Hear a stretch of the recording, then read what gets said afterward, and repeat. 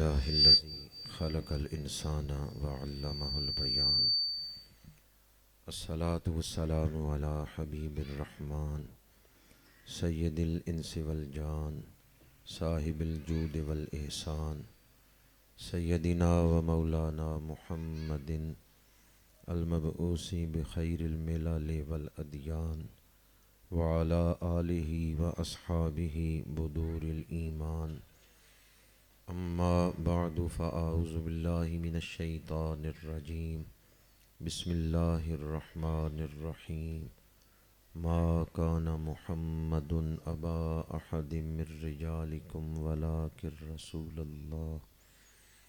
ولكن رسول الله وخاتم النبيين صدق الله مولانا العظيم إن الله وملائكته يصلون على النبي يا أيها الذين آمنوا صلوا عليه وسلموا تسليما الصلاة والسلام عليك يا رسول الله وعلى آلك وأصحابك يا حبيب الله الصلاة والسلام عليك يا خطيب الأنبياء والمرسلين وعلى آلك وأصحابك يا رحمة للعالمين گلے گلشن ولایت قرۃ عیون الصلحاء حضرت صاحب زادہ نیک عالم قادری صاحب زید شرفہ عالمی مبلغ اسلام استاذ العلماء حضرت علامہ محمد عظیم قادری صاحب دامت برکاتہم العالیہ فاضل ذی شان حضرت علامہ مولانا عبد الوحید صاحب زید شرفہ انتہائی واجب التکریم علماء کرام برادران اسلام حاضرین و سامعین مسجد کا پاکیزہ ماحول ہے قرآن پاک کی تلاوت ہوئی پھر حضور ختمی مرتبت صلی اللہ علیہ وآلہ وسلم کی بارگاہ میں ارمغان عقیدت بصورت نعت پیش کیا گیا شب جمعۃ المبارک ہے ہم ایک ایسی محفل میں بیٹھے ہوئے ہیں جس پر رحمتوں کا نزول ہو رہا ہے اللہ کریم منتظمین کے حسن نیت سے بڑھ کے اجر عظیم عطا فرمائے چونکہ وقت کم ہے اس لیے بلا تمہید گفتگو شروع کر رہا ہوں دعا گو ہوں بزم غلامان پنجتن پاک کے تمام اراکین کو اللہ تعالی اجر عظیم عطا فرمائے جو رسول اللہ کی شان سن کے خوش ہوتے ہیں اللہ انہیں دو جہانوں کی خوشیاں عطا فرمائے جو تاجدار ختم نبوت کی عزتیں سن کے خوش ہوتے ہیں اللہ انہیں لازوال عزتیں عطا فرمائے اللہ تعالیٰ نے انسان کو دل بھی عطا فرمایا ہے اور ذہن بھی عطا فرمایا ہے دل خواہش کرتا ہے اور ذہن اس خواہش کو پورا کرنے کا راستہ بتاتا ہے بھوک لگی دل چاہتا ہے کھانا ملے تو ذہن بتاتا ہے کہ کہاں سے ملے گا کیسے ملے گا پیاس لگی دل خواہش کرتا ہے کہ پانی ملے تو ذہن بتاتا ہے کہ کہاں سے ملے گا تو اللہ تعالیٰ نے انسان کو دل بھی دیا ہے اور دماغ بھی دیا ہے دل آرزو کرتا ہے اور دماغ اس آرزو کو پورا کرنے کا راستہ دکھاتا ہے ہر خواہش اس قابل نہیں ہوتی کہ اس کو پورا کرنے کے لیے دماغ لڑایا جائے اگر اپنے سینے میں پیدا ہونے والی ہر خواہش کو انسان پورا کرنے کے لیے دماغ لڑانا شروع کر دے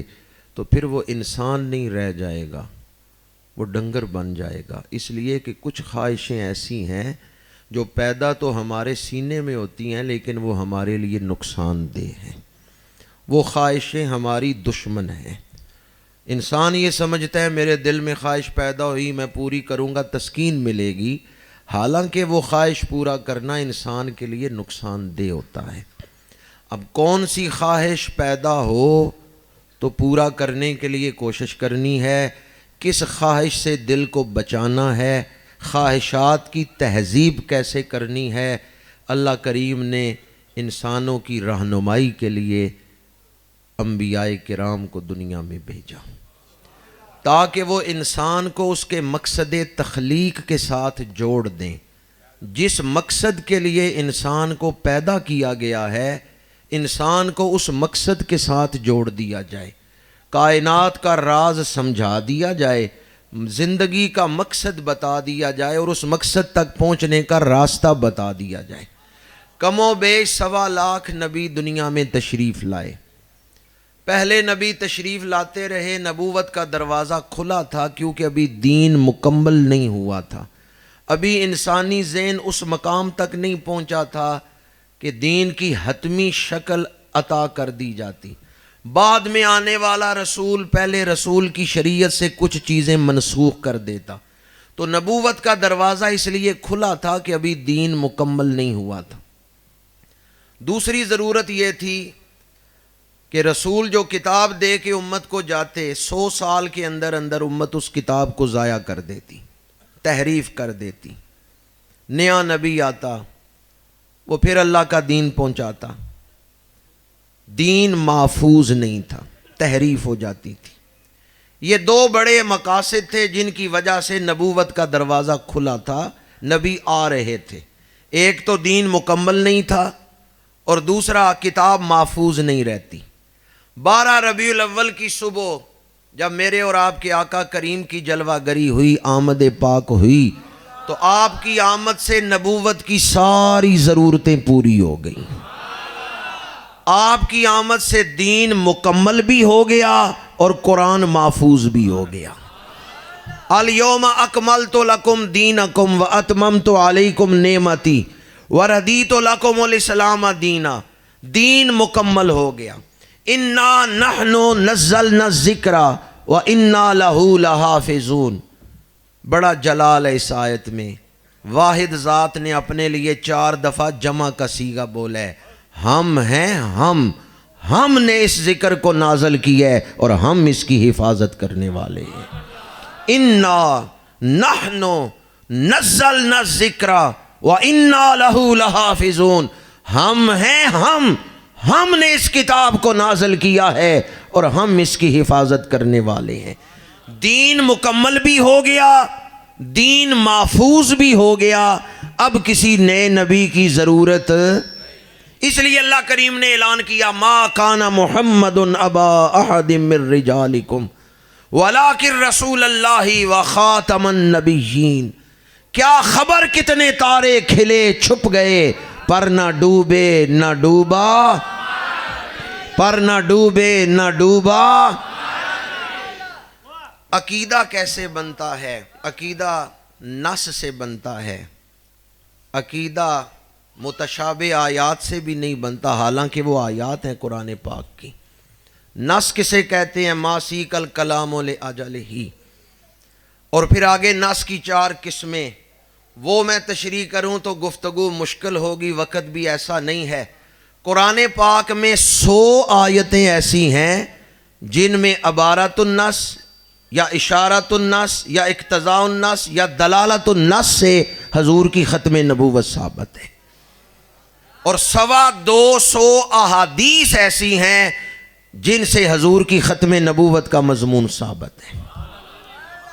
عقیدہ نص قطعی سے ثابت ہوتا ہے، چونکہ چنانچہ اگرچہ مگرچہ استدلال فاسدہ سے، تاویلات فاسدہ سے عقیدہ نہیں ثابت ہوتا۔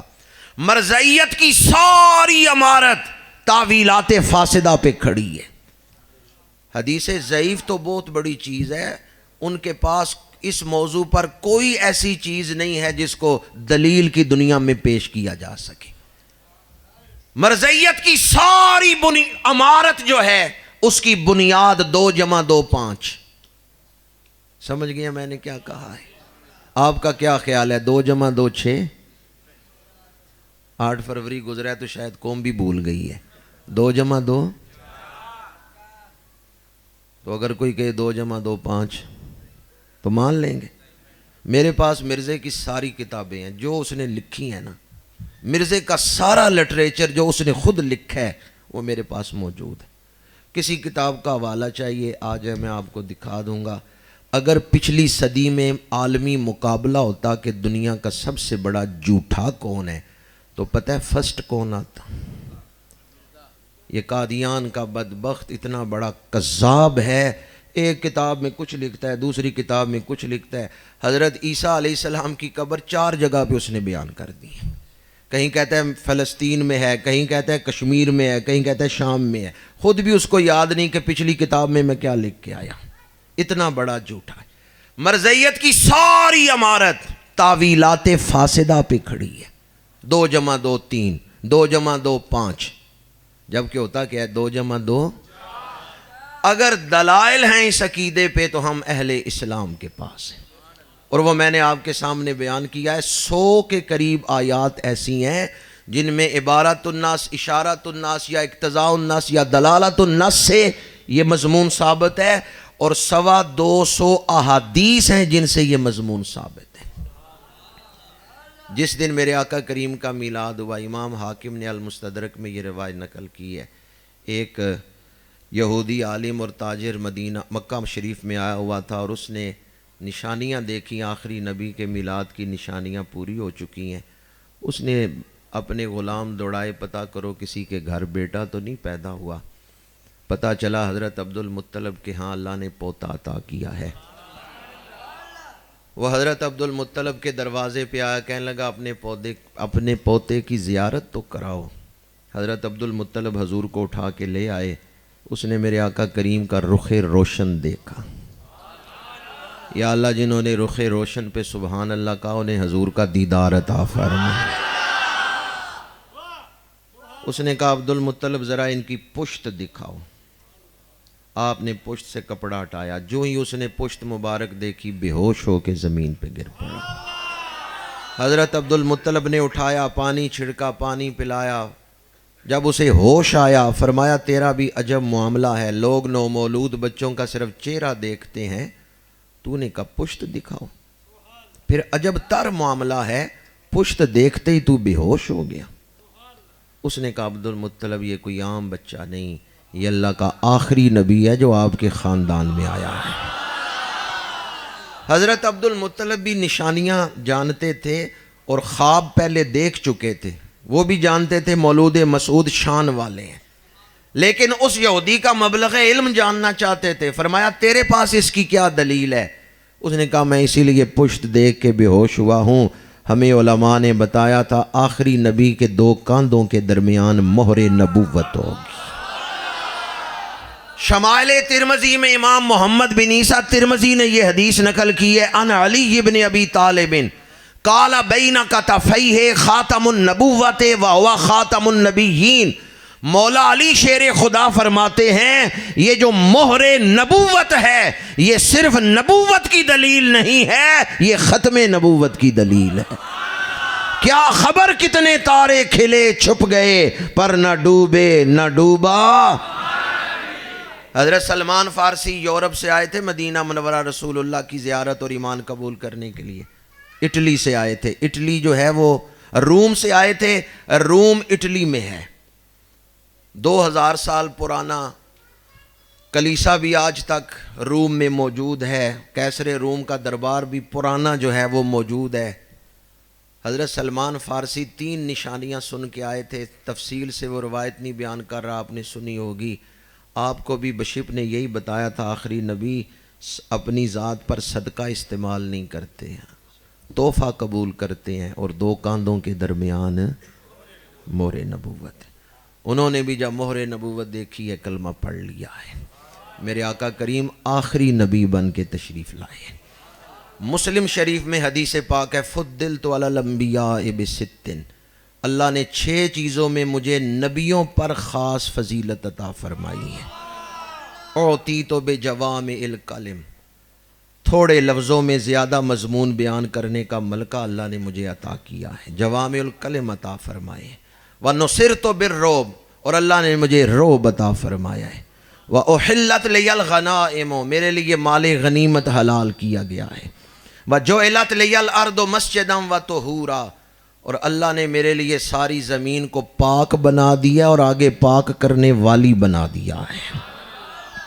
4 شانیں ہو گئیں، 5ویں شان ارسلت الی الخلق کافہ، میں اللہ کی ساری مخلوق کی طرف رسول بنا کے بھیجا گیا۔ اور 6ٹھی شان جو میرے اس موضوع سے متعلق ہے، ختم بی النبیون، فرمایا میرے اوپر سلسلہ نبوت تمام ہو گیا ہے۔ بہت سارے محدثین نے یہ حدیث پاک نقل کی ہے، میرے آقا کریم سفر فرما رہے ہیں، 5ویں حدیث آپ کو سنا رہا ہوں۔ علامہ سیوطی نے بھی، امام طبرانی نے بھی، حافظ ابن کثیر نے بھی، سب نے یہ حدیث پاک نقل کی ہے۔ میرے آقا کریم سفر فرما رہے ہیں، صحابہ کا قافلہ ساتھ ہے، ایک جگہ پڑاؤ کیا ہے، ایک اعرابی آیا، ایک صحابی سے پوچھتا ہے آپ کون ہیں؟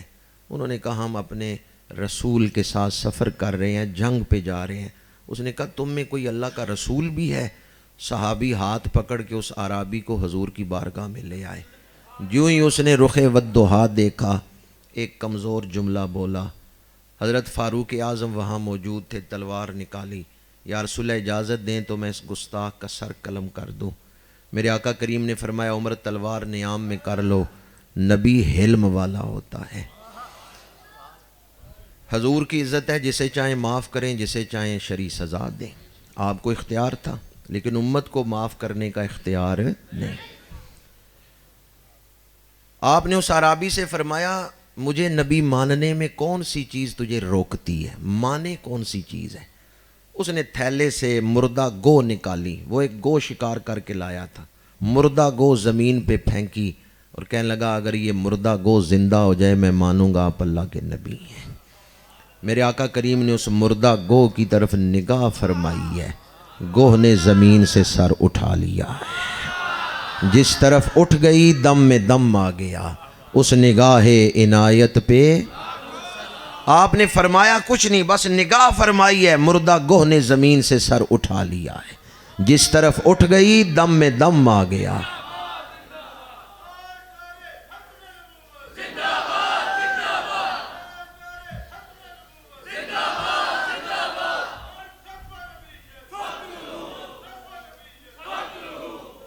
اس اعرابی کا مطالبہ صرف اتنا ہی تھا کہ مردہ گو زندہ ہو جائے، پر میرے آقا کریم نے اس کے مطالبے سے بڑھ کے شان ظاہر فرمائی ہے۔ آپ نے اس گوہ سے کلام فرمایا ہے، فرمایا اے گوہ یہ بتا الہ کون ہے؟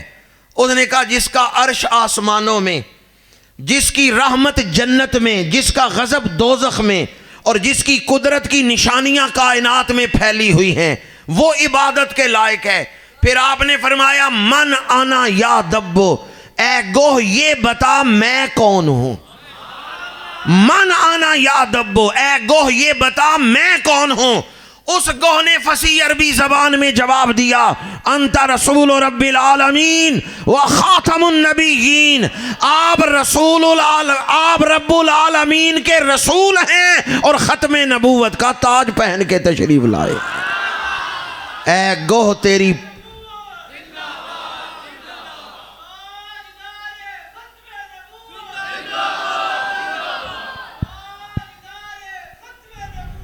زندہ آباد، اے گوہ تیری پہچان پہ قربان جاؤں۔ اس نے کہا آپ رب العالمین کے رسول ہیں اور ختم نبوت کا تاج پہن کے آئے ہیں۔ مسلم شریف کی حدیث میں آپ کو سنا رہا تھا، میرے آقا کریم نے فرمایا ارسلت الی الخلق کافہ، یہ جو کافہ کا دائرہ ہے اس میں سے کوئی ایک مخلوق بھی باہر نہیں ہے۔ فرمایا میں تمام مخلوقات کے لیے رسول بن کے آیا ہوں۔ پتھر بھی حضور کا کلمہ پڑھتے ہیں۔ یہ تو گو ہے، حدیث میں تو ہے، یہ بھی جابر بن سامرہ رضی اللہ تعالی عنہ سے روایت ہے، مسلم شریف میں حدیث پاک ہے۔ میرے آقا کریم نے فرمایا میں مکے کے اس پتھر کو جانتا ہوں جو اعلان نبوت سے پہلے میرے اوپر درود پڑھتا تھا۔ ارسلت الی الخلق کافہ، میں تمام مخلوقات کی طرف رسول بنا کے بھیجا گیا۔ اس گوہ نے کہا یا رسول اللہ آپ اللہ کے رسول بن کے تشریف لائے ہیں اور ختم نبوت کا تاج پہن کے آئے ہیں۔ میرے آقا کریم نے جہاں اپنی ختم نبوت کو بیان فرمایا ہے وہیں امت کو یہ اطلاع بھی دی ہے کہ میرے بعد جھوٹے نبی آئیں گے تو اپنے آپ کو ان سے بچانا۔ جھوٹے نبیوں کی خبر بھی حضور نے دی ہے۔ میرے آقا کریم کا وصال پاک ہوا تو مشرکین نے اور اسلام دشمنوں نے سوچا موقع ہے اسلام کا شیرازہ بکھیرنے کا. انہوں نے فتنے اٹھائے. 4 جھوٹے نبی بیک وقت کھڑے ہو گئے. مسیلمہ کذاب ہے، اسود انسی ہے، طلیحہ اسدی ہے، سجا بنت حارث ہے. مختلف علاقوں میں کلمے پڑھا رہے ہیں. ادھر ایک چیلنج ہے کہ روم کی سرحد پہ لشکر اسلام کو بھیجنا ہے، عیسائیوں کی طرف سے حملے کا خطرہ تھا. ادھر ایک فتنہ کھڑا ہو گیا مانعین زکوٰۃ. انہوں نے حضرت صدیق اکبر سے کہا ہم زکوٰۃ نہیں دیں گے. مرتدین کا فتنہ کھڑا ہو گیا. اسلام دشمنوں نے کئی فتنے اٹھائے تاکہ اسلام کا شیرازہ بکھیر دیں، پر قربان جائیں حضرت صدیق اکبر نے صرف 2.25 سالوں میں سارے فتنے مٹا کے اسلام کو مضبوط کر دیا. کتنے عرصے میں؟ 2.25 سالوں میں. آپ نے پالیسی کیا بنائی؟ آپ نے پالیسی یہ بنائی تھی سارے کام بعد میں، عقیدہ ختم نبوت کی حفاظت پہلے. سارے کام، میں حلف نہیں لے رہا آپ سے، میں تو تاریخ بیان کر رہا ہوں، اس لیے بے باک ہو کے کہیں سارے کام عقیدہ ختم نبوت کی حفاظت. اللہ نے ایسی برکت دی ہے، جب آپ نے یہ پالیسی بنائی اللہ نے ایسی مدد شامل حال فرمائی ہے، آپ نے سارے فتنے مٹا دیے، اسلام کو مضبوط کیا ہے صرف 2.25 سالوں میں. اور یہاں صورتحال کیا ہے؟ 1908 میں مرزا مر گیا، اب 2024 ہے، 115 سال ہو گئے ہم فتنہ نہیں مٹا سکے. وہاں صرف 2.25 سالوں میں حضرت صدیق اکبر نے فتنہ ختم کر دیا.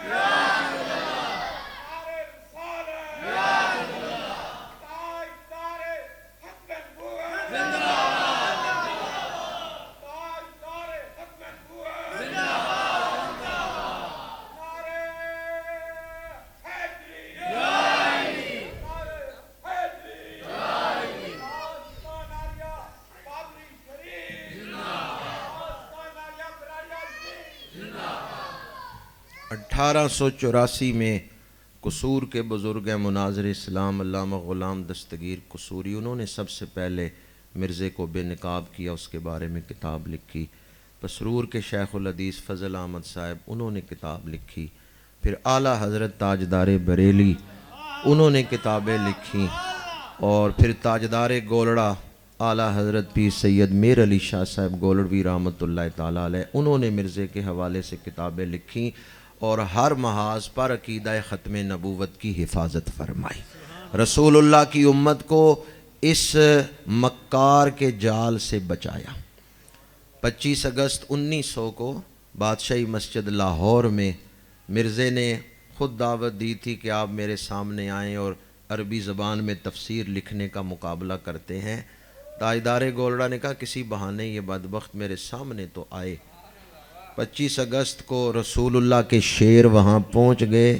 لومڑی لاہور آئی ہوئی تھی پر وہ چھپ گئی. مہر منیر میں اس نے 3 دن وہاں رسول اللہ کے غلام بیٹھے رہے. کس جگہ؟ یہ آپ کی مسجد جتنا سین ہے نا اس کا، کہ بہت بڑا ہے. بادشاہی مسجد کا سین بھرا ہوا تھا رسول اللہ کے غلاموں سے. باہر باغ تھا وہ بھرا ہوا تھا. یہ منٹو پارک والی جگہ، ادھر لوگ تھے. 3 دن تلاوت ہو رہی ہے، نعت ہو رہی ہے، بیانات ہو رہے ہیں، لوگ آ رہے ہیں جا رہے ہیں. 25 اگست 26 اگست 27 اگست انتظار ہو رہا ہے. رسول اللہ کے شعر وہاں پہنچ گئے ہیں، وہ بدبخت نہیں آیا. وہ لاہور آیا ہوا تھا، سامنے نہیں آیا. آخر اس نے قاصد بھیج دیا. اس نے کہا بھئی پھر میر علی شاہ صاحب کو کسی کوڑے کے پاس لے جاؤ، اگر وہ کوڑے کو ٹھیک کر دیں تو وہ سچے ہیں. کوڑے کو ٹھیک کر دیں، معذور کو ٹھیک کر دیں، اپنی نظر تھے تو وہ سچے ہیں. مہر منیر میں جب آپ کے سامنے یہ مطالبہ رکھا گیا، تاجدار گھوڑا جلال سے اٹھ کھڑے ہوئے. فرمایا آج میر علی شاہ کو کسی کوڑے کے پاس نہیں، کسی مردے کی قبر پر لے چلو. میں قبر کو ٹھوکر مار کے مردے کو قبر سے اٹھا کے اپنے آقا کی ختم نبوت بیان کروا سکتا ہوں۔ تاجدار ختم نبوت، تاجدار ختم نبوت، تاجدار ختم نبوت۔ چند دنوں بعد کسی مرید نے عرض کیا حضور آپ نے اتنا بڑا دعویٰ کر دیا کہ میں مردے کو قبر سے اٹھا کے حضور کی ختم نبوت بیان کروا سکتا ہوں۔ یہ الفاظ مہر منیر میں موجود ہیں۔ آپ نے فرمایا کٹی قلعے دے سر تے کد دیے۔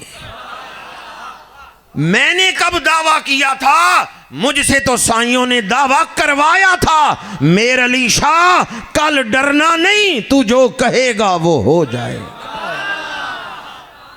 اس موقع پر تاجدار گولڑا نے کہا تھا یہ مسیح موعود بنتا ہے، جو اصلی مسیح موعود ہوں گے نا حضرت عیسیٰ علیہ السلام، جب وہ زمین پہ تشریف لائیں گے مدینہ منورہ حاضری دیں گے، حضور کے روضہ پاک پہ سلام پیش کریں گے۔ یہ جعلی مسیح موعود ہے۔ میں میر علی شاہ پیشین گوئی کرتا ہوں، یہ مدینہ شریف نہیں جا سکتا، اس کے لیے مدینہ منورہ کے دروازے بند ہیں۔ اس پیشین گوئی کے 8 سال بعد وہ زندہ رہا ہے۔ 1900 میں پیشین گوئی آپ نے کی، 1908 میں وہ مرے، مدینہ شریف نہیں جا سکا۔ اللہ کے ولی نے جو فرمایا تھا اسی طرح ہوا ہے کہ وہ بدبخت یہاں ہی مر گیا ہے، مدینہ شریف نہیں جا سکا۔ 1908 میں تاجدار گولڑا نے یہ فرمایا تھا جو اصلی مسیح موعود ہیں وہ جب تشریف لائیں گے وہ مدینہ منورہ حاضری دیں گے۔ یہ جعلی ہے، اس کے جھوٹا ہونے کی دلیل یہ ہے یہ مدینہ منورہ نہیں جا سکتا۔ 1908 میں وہ بدبخت مر گیا، لیکن اپنے پیچھے وہ ذریت چھوڑ گیا جن کو اسلام دشمن پروان چڑھا رہے ہیں۔ بڑی اہم بات ہے جو آپ کی خدمت میں عرض کرنا چاہتا ہوں۔ حضرت سیدنا صدیق اکبر نے 2.25 سالوں میں فتنہ مٹایا، اور ادھر 115 سال گزر چکے ہیں۔ تحریک پاکستان شروع ہوئی تو جنہوں نے یہ پودا لگایا تھا نا اس سرزمین پہ، جھوٹی نبوت کا پودا، انہوں نے قائد اعظم سے مطالبہ کیا بھئی ان کو الگ ملک بنا کے دو، بلوچستان مرزائیوں کو دے دو۔ قائد اعظم نہیں مانے، مسلمان زعماء نہیں مانے۔ انہوں نے کہا اگر ان کو الگ ملک نہیں دیتے، ایک نقشہ یہ بھی تھا کہ ننکانہ صاحب اور قادیان، یہ جو وسطی پنجاب ہے، کچھ حصہ پنجاب کا انڈیا سے لو، کچھ پاکستان سے، یہ ایک الگ ریاست بنا دو جس کا صدر سکھ ہوگا، وزیر اعظم قادیانی ہوگا۔ یہ بھی مسلمان زعماء نے نہیں مانا۔ تو پھر قائد اعظم پہ پریشر تھا کہ پاکستان کا پہلا وزیر خارجہ مرزائی لگاؤ۔ وہ مطالبہ ان کا چل گیا۔ قائد اعظم نے کہا چلو ان کا الگ ملک نہیں بنے گا، وزیر خارجہ کچھ عرصہ رہے گا۔ ظفر اللہ خان پہلا وزیر خارجہ جو پاکستان کا تھا وہ مرزائی تھا۔ اس نے پہلی پاکستان کی وزارت خارجہ سے فائدہ اٹھاتے ہوئے دنیا کے مختلف ملکوں میں ان کے اڈے بنا دیے۔ آج تک مرزائی وہاں سے فائدہ حاصل کر رہے ہیں۔ 1954 میں ظفر اللہ خان نے کراچی میں تقریر کرتے ہوئے نشتر پارک میں ایک گستاخانہ جملہ بولا تھا۔ میں مسجد میں اس پاکیزہ محفل میں وہ جملہ نہیں بول سکتا۔ اس کے بعد پاکستان میں 10,000 مسلمان شہید ہوئے تھے۔ ظفر اللہ خان نے گستاخی کا جملہ بولا، تحریک ختم نبوت اٹھی، 10,000 مسلمان شہید ہوئے تھے۔ انہی دنوں میں مجاہد ملت مولانا عبدالستار خان نیازی قصور تقریر کر کے لاہور آ رہے تھے، راستے میں پولیس نے روکا، گاڑی سے اتارا، گرفتار کیا، جیل لے گئے۔ یہ واقعہ جو آپ کو سنا رہا ہوں، علامہ غلام رسول سعیدی انہوں نے تبیان القرآن میں اس کو رقم کیا ہے، وہاں لکھا ہوا ہے۔ چند دن جیل میں رکھا، مجاہد ملت کو عدالت میں جج کے سامنے پیش کیا۔ جج نے کہا عبدالستار خان نیازی معافی نامہ لکھ دو، میں تمہیں رہائی کے آرڈر کر دیتا ہوں۔ آپ نے فرمایا جج صاحب یہ بتائیں معافی نامے میں لکھنا کیا ہے؟ اس نے کہا لکھ دو آئندہ میں مرزائیوں کے خلاف تقریر نہیں کروں گا، آئندہ میں مرزائیوں کے خلاف کوئی بیان نہیں دوں گا، آئندہ میں اس موضوع پر تقریر نہیں کروں گا۔ حضرت نے تو دیکھا ہے مجاہد ملت کو، نوجوانوں کے لیے عرض کر رہا ہوں، 7 فٹ کٹ تھا بابا جی کا، سرخ و سفید چہرہ تھا، پگڑی باندھتے تھے تو ترا اور بھی اونچا ہوتا تھا۔ عدالت کے کٹہرے میں کھڑے ہیں، کہکا لگایا۔ جج نے کہا معافی نامہ لکھ دیں، آئندہ مرزائیوں کے خلاف تقریر نہیں کرو گے۔ مجاہد ملت نے عدالت کے کٹہرے میں کھڑے ہو کے کہکا لگایا، اور کہکا لگا کے کہا جج صاحب یہ بتائیں معافی نامے میں لکھنا کیا ہے؟ اس نے کہا تقریر نہیں کرو گے آئندہ۔ انہوں نے کہا جج صاحب آپ مجھے رہا کریں، میں باہر نکل کے پہلا کام ہی یہ کروں گا، دنیا کو بتاؤں گا مرزائی کافر ہیں، اور جو ان کو کافر نہ مانے وہ بھی کافر ہے۔ جو عقیدہ ختم نبوت کے منکر ہیں وہ کافر ہیں، اور جو منکرین ختم نبوت کا طرفدار ہے وہ بھی کافر ہے۔ جب عدالت کے کٹہرے میں مجاہد ملت نے یہ الفاظ بولے تو جج نے غصے میں کہا you will be hanged by neck, میں تمہیں گردن سے لٹکا دوں گا۔ انگریزی مجاہد ملت کو بھی آتی تھی۔ جج نے کہا you will be hanged by neck, آپ نے کہا is that all, is that all? جج نے کہا میں تمہیں پھانسی کی سزا دوں گا۔ مولانا عبدالستار خان نیازی نے کہا بس اتنی ساری سزا ہے؟ جج صاحب تمہیں پتہ ہی نہیں ہم اپنے آقا سے پیار کتنا کرتے ہیں، جج صاحب تمہیں پتہ ہی نہیں ہم اپنے آقا سے محبت کتنی کرتے ہیں۔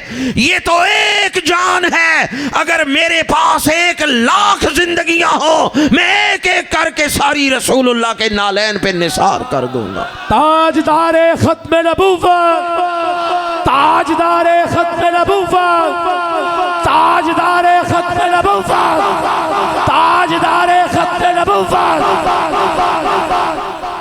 تھک تو نہیں گئے؟ وہ عدالت کے کٹہرے میں جج کے سامنے بول رہے تھے، آپ مسجد میں بیٹھ کے تھک گئے ہیں۔ وہ تو عدالت میں گرج کے بول رہے تھے اور آپ مسجد میں بیٹھ کے تھک گئے۔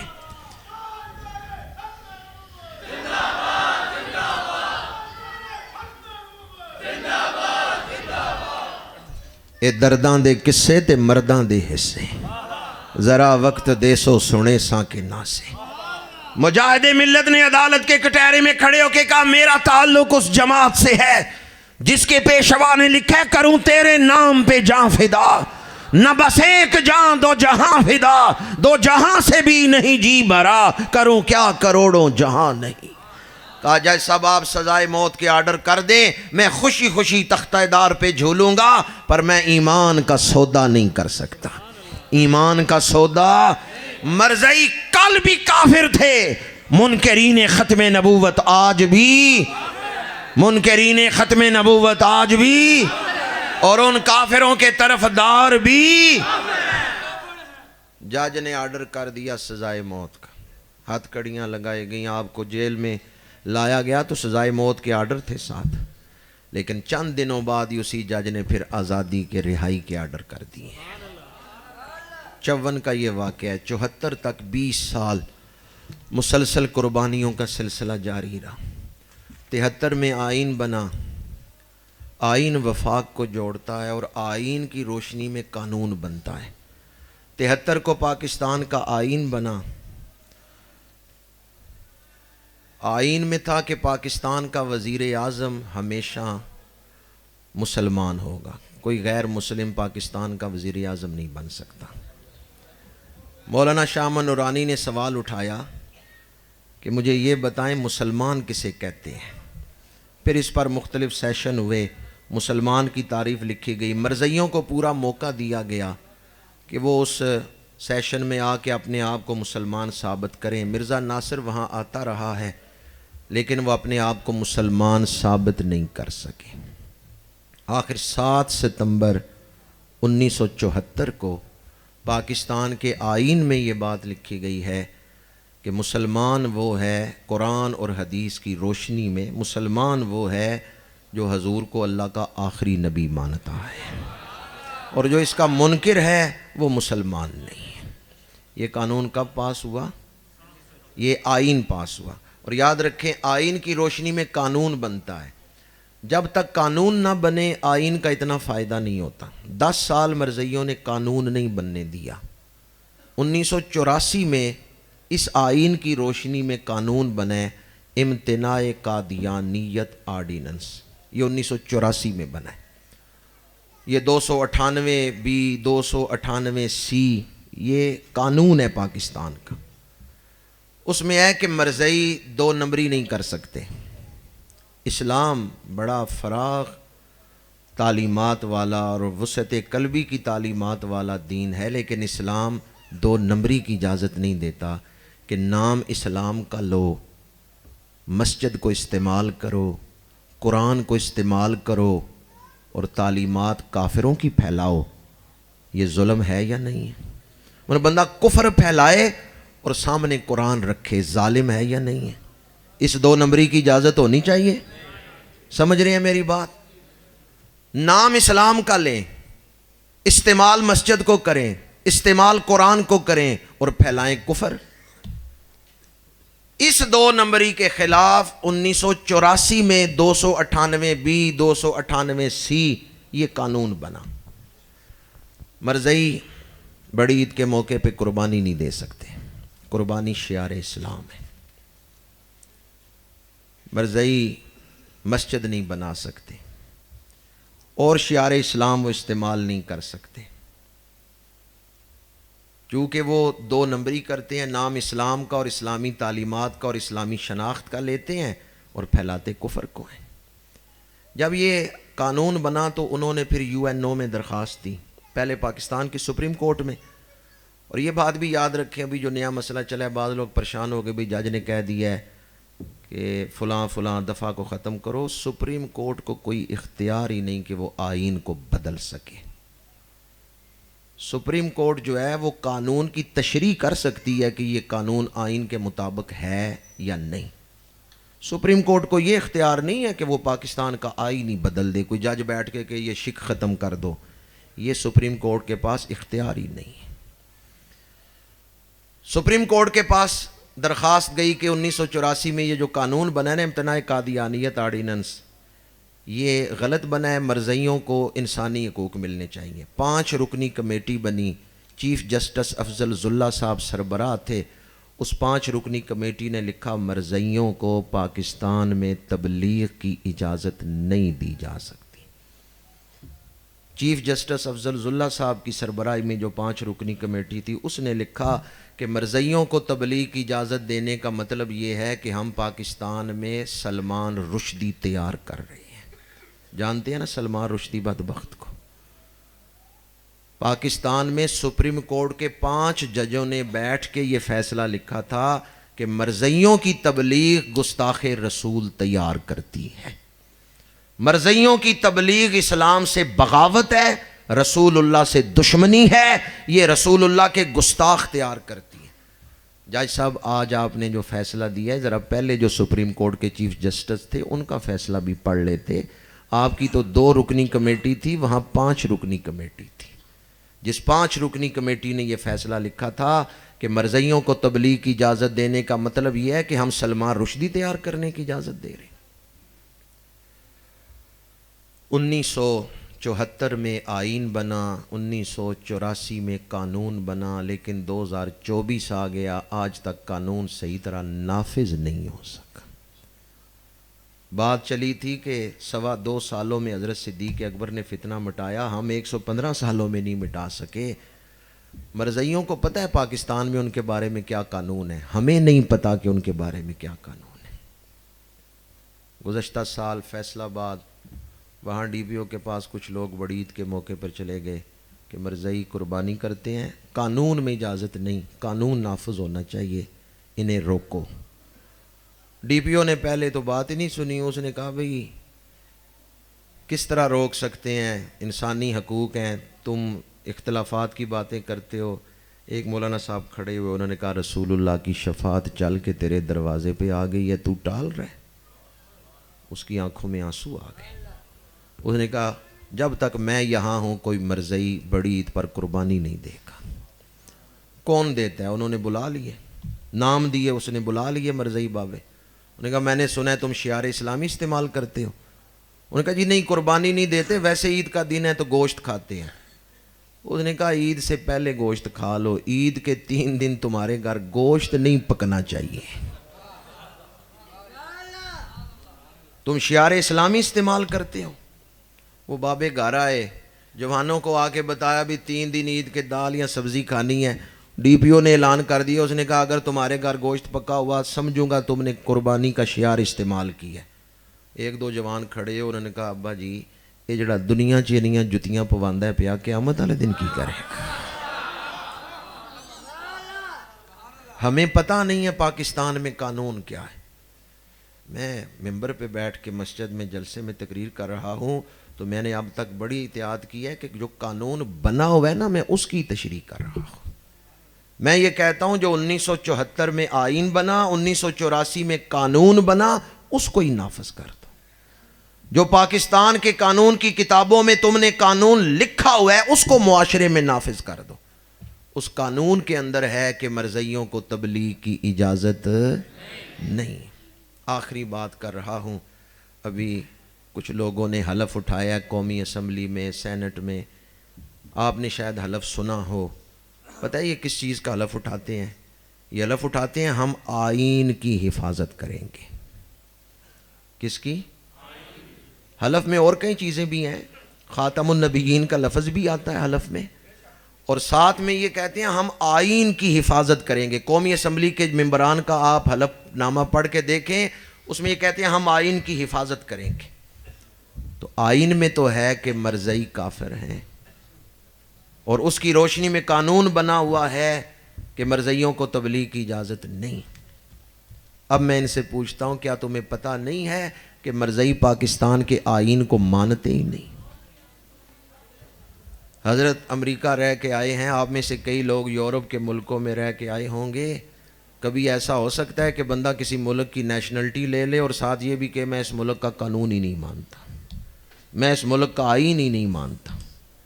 مرزائی پاکستان کے آئین کو نہیں مانتے، علل اعلان کہتے ہیں ہم پاکستان کے اس آئین کو نہیں مانتے۔ اور جو لوگ آئین کی حفاظت کا حلف اٹھاتے ہیں انہیں بھی پتہ ہے یہ آئین کے خلاف کیا کیا سرگرمیاں کر رہے ہیں، پر وہ آئین کی حفاظت کے لیے کوئی قدم نہیں اٹھاتے۔ اچھے لوگ بھی ہیں، قدم اٹھانے والے بھی ہیں، سارے برابر نہیں ہیں۔ میں صرف آخری بات آپ کی خدمت میں یہ کرنا چاہتا ہوں، انہوں نے حلف اٹھایا ہے کہ ہم آئین کی حفاظت کریں گے، اللہ انہیں توفیق دے وہ آئین کی حفاظت کریں۔ ہم نے بھی مسجدوں میں حلف اٹھایا ہے، زندگی کا آخری سانس بھی رسول اللہ کے نام کیا ہے، کی محمد سے وفا تو نے تو ہم تیرے ہیں، یہ جہاں چیز ہے کیا لوح و قلم تیرے ہیں۔ میں آپ کی خدمت میں گزارش کروں گا اپنی اولادوں کے ایمان کی فکر کریں۔ یہ جو چھوٹا ٹی وی آیا نا، موبائل جیب میں رکھنے والا چھوٹا ٹی وی، پہلے اس نے اخلاق برباد کیے تھے، اب ایمان خراب کر رہے ہیں، اب یہ ایمان پہ حملہ آور ہو چکا ہے۔ اپنی اولادوں کے ایمان کی فکر کریں۔ اگر کوئی تزکیہ پا چکا ہو، پختہ کردار کا مالک ہو، تربیت یافتہ ہو، وہ موبائل استعمال کرے، ممکن ہے فائدہ حاصل کر لے، اور اگر کوئی کچے ذہن کا ہو، پختہ کردار کا نہ ہو، وہ موبائل استعمال کرے تو ایسے ہی ہے جیسے خودکشی کر رہا ہے۔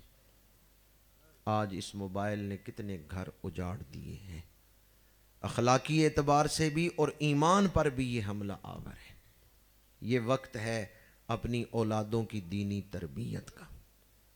آپ اپنی اولادوں کو وقت دیں، مسجد میں لے کے آئیں، علماء کے پاس بٹھائیں، ان کو عقائد سکھائیں۔ اگر آپ اپنی اولاد کی دینی تربیت کی فکر نہیں کرتے تو آپ کو نہیں پتہ اپنے گھر میں انسان کا بچہ پال رہے ہیں یا کوئی سانپ بچھو پال رہے ہیں۔ اللہ تعالیٰ اس دور کے فتنوں سے ہمیں محفوظ رکھے، اور اللہ تعالیٰ ہمیں آخری وقت تک تاجدار ختم نبوت سے وفا کی توفیق عطا فرمائے۔ کی محمد سے وفا تو نے تو ہم تیرے ہیں، یہ جہاں چیز ہے کیا لوح و قلم تیرے ہیں۔ وآخر دعوانا ان الحمدللہ۔